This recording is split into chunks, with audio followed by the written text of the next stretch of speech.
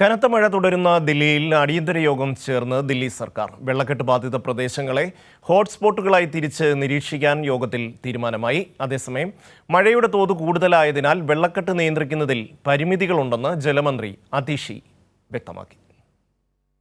കഴിഞ്ഞ 24 മണിക്കൂറിനുള്ളിൽ ദില്ലിയിൽ 228 മില്ലിമീറ്റർ മഴയാണ് പെയ്തത്.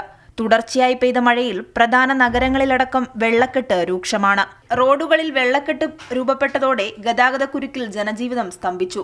വസന്ത് കുഞ്ച്, സഫ്ദർജംഗ്, പ്രകൃതി മൈതാൻ, ചാന്ദിനി ചൌക്ക് തുടങ്ങിയ പ്രധാന പാതകളിലെല്ലാം വെള്ളം കയറി. പലയിടങ്ങളിലും വാഹനങ്ങൾ വെള്ളത്തിനടിയിലായി. അതേസമയം വെള്ളക്കെട്ട് സംബന്ധിച്ച പ്രശ്നം വിലയിരുത്താൻ ദില്ലി സർക്കാർ അടിയന്തര യോഗം ചേർന്നു. മഴ ബാധിത പ്രദേശങ്ങളെ 200 ഹോട്ട്സ്പോട്ടുകളായി തിരിച്ചു. അതിൽ 40 ഹോട്ട്സ്പോട്ടുകൾ പൊതുമരാമത്ത് വകുപ്പിന്റെ നേതൃത്വത്തിൽ നിരീക്ഷിക്കും. എന്നാൽ മഴയുടെ തോത് നിലവിലുള്ള ഡ്രെയിനേജ് സംവിധാനങ്ങളുടെ ശേഷിയേക്കാൾ കൂടുതലായതിനാൽ വെള്ളക്കെട്ട് നിയന്ത്രിക്കുന്നതിൽ പരിമിതിയുണ്ടെന്നും ജലമന്ത്രി അതിഷി വ്യക്തമാക്കി.